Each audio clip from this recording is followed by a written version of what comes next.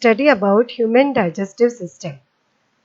You know, digestion is the process of conversion of complex food to simpler form and its absorption by our body. So when we eat any food, like if we eat a bread or if we eat chapati, it is a complex form of food. That is a complex carbohydrate and it is broken down into simpler form like glucose and then it is absorbed by our body. That is the process of digestion. Now let's see the components of the digestive system. In components of the digestive system, we have got this mouth, then it leads to esophagus. Pharynx is actually a part of the respiratory system. There are salivary glands here which release saliva into the mouth. Then esophagus, then it leads to stomach, and stomach then leads to this small intestine which is actually very long. It's not small, it has got a small diameter, and then it leads to this large intestine which finally leads to anus. And in this small intestine are attached your largest gland, that is liver, then gallbladder and pancreas, which release different juices into the small intestine. We will study each and every part of this digestive system one by one in our different videos. Today we will be studying about the mouth or the buccal cavity. So parts of the human digestive system are: human digestive system is made up of an alimentary canal or digestive tract which has the following parts: mouth and buccal cavity, esophagus, stomach, small intestine and large intestine. So basically these 5 parts are there which are very important parts of the digestive tract or alimentary canal. So first, today we will study about the mouth and the buccal cavity. So food is taken into the body and this process of taking food into the body through our mouth is known as ingestion. So first process which occurs in the process of digestion is ingestion, because first food has to be taken into the body and that is called as ingestion. Now come to mouth or oral cavity. Mouth or oral cavity is actually this, which has got lips on the outside, and then there are gums also called as gingiva. Then you have hard plate, that is upper part of the mouth. Then your teeth. After that you have got say soft plate at the back side. Then uvula. Then you have these tonsil which swell and cause tonsillitis. Then these are the tongue. This is the tongue and this is the part of the tongue which is attached at the back side. Then you have different type of teeth, that is molars, then these are premolars, then these sharp ones are the canines, and then at the front you have got 4 incisors. So this all parts come under our mouth or oral cavity. So we can understand about buccal cavity and mouth. Buccal cavity and mouth has got various parts. We have already seen the structure of the mouth. So first we will learn one by one each part. That is, first is teeth. Buccal cavity has the teeth which helps in breakdown of food into small pieces.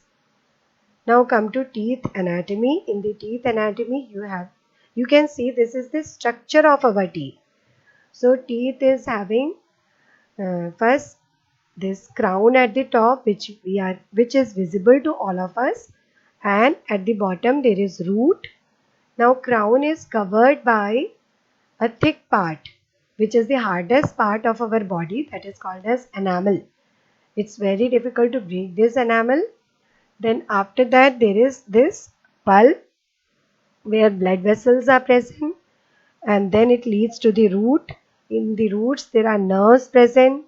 It is surrounded by this gum and then there is bone outside. So when there is a cavity in the teeth, so what happens? The germs enter inside the teeth and they reach up to the root of the teeth. So that's why doctors have to do the root canal treatment. Otherwise the teeth will have to be removed. If the germs are not removed from here, teeth will have to be removed. And you can see it's connected to blood vessels here. So this is the total structure of the teeth. So children, you should remember the structure of the teeth. Now come to types of teeth. You have basically two types, that is permanent teeth and deciduous teeth. Permanent teeth are the teeth which are present in adults and they are called as permanent teeth because once they come they remain till the end. Means after the permanent teeth break down or fall down, you don't get any other type of teeth. Then total number of these is 32. Second type is deciduous teeth or milk teeth. They are present in small children from 1.5 to 8 or 9-year-old children have these deciduous or milk teeth. They are called deciduous because they are not permanent. They fall down after a certain age. Now their total number is 20. Number of teeth. Number of teeth of various types you can see here. Incisors are 4, canines 2, premolars 4 and molars 6. When you add these up, in the lower jaw we have 16 and same way upper jaw we have 16 teeth. So this is the number of teeth in each jaw of the adults. So total number 16 plus 16, that is 32. So therefore adults have 32 teeth. So this is the structure of teeth and there are different types shown by various colors. You can see incisors are shown by yellow color. Then you have canines which are shown by blue color, which are pointed and help in tearing of flesh. Then broader ones, these are premolars which are total 4 in number, and molars which are total 6 in number. They are more broader than the premolars and they result in chewing of the food and grinding of the food. So we can know about the functions of teeth. Human teeth have the following functions. First, incisors, they are used for biting the food. Then canines are used for tearing the food. They are useful in the carnivorous organisms to eat the meat or flesh. Then premolars are used for grinding the food. Molars are used for grinding and churning of the food. So these are the 4 main types of teeth which are present in organisms, human beings. Now come to tongue. Tongue is a muscular structure present in our mouth which helps to mix the food with saliva in our mouth. Tongue consists of taste buds which help to taste the variety of food items eaten by us, and many times it affects our likes and dislikes for food. So what happens? It's a muscular structure, so naturally it can move here and there. It is little bit flexible. It's attached at the back side of our mouth and it helps to mix the food with saliva. You have already seen saliva is released by salivary glands in our mouth in your first picture. Then tongue has got these taste buds. Let's understand about these taste buds and how they help us to taste the food. You see, this is the tongue. It is attached at the back here of the mouth. Then at the back side, it gives you the bitter taste. On the sides, first it gives the sour, then salty and then sweet taste. So when we eat a food item, we come to know about the taste of the food item through these taste buds which are located at these different positions of the tongue. So now we should know about the teeth and tongue hygiene. That is how you can maintain your teeth and tongue. You should brush your teeth twice a day. Dental floss should be used between teeth to remove the trapped food particles. Otherwise, they may result in growth of bacteria and they cause cavity in your teeth. Now, tongue should be cleaned regularly after brushing the teeth with tongue cleaner, and no unwashed object or dirty fingers should be taken inside your mouth. Otherwise, they can cause infection or some sort of digestive disorders for you. Now come to saliva and salivary glands. Our mouth has salivary glands which release the secretion called as saliva.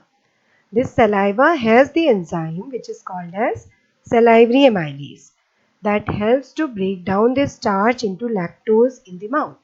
So first digestion begins in the mouth itself. The carbohydrate in the form of starch which we take, it is broken down into lactose in the mouth itself with the help of salivary amylase which is present in our saliva, and saliva is released from the salivary glands in our mouth. Now we can test the function of saliva which we have discussed just now with the help of this experiment. So what you have to do, you have to take two test tubes and label them as test tube A and test tube B. Then take in test tube A boiled rice, about 1 teaspoonful, and in test tube B boiled and chewed rice, also 1 teaspoonful. Means you will take some boiled rice and chew it, and then you will add it to test tube B.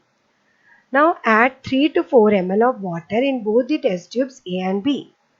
Pour 2 to 3 drops of iodine solution. Iodine solution, you can see.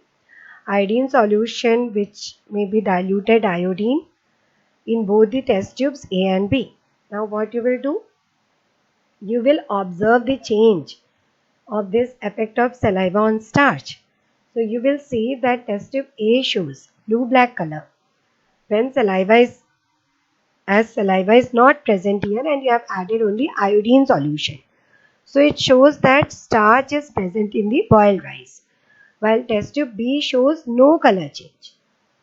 So result is, the test indicates that when food is chewed, saliva is added to food and that breaks down the starch to lactose, resulting in no color change in food. As iodine we use for basically starch test. When starch is broken down into lactose, then there is no change of color in the food.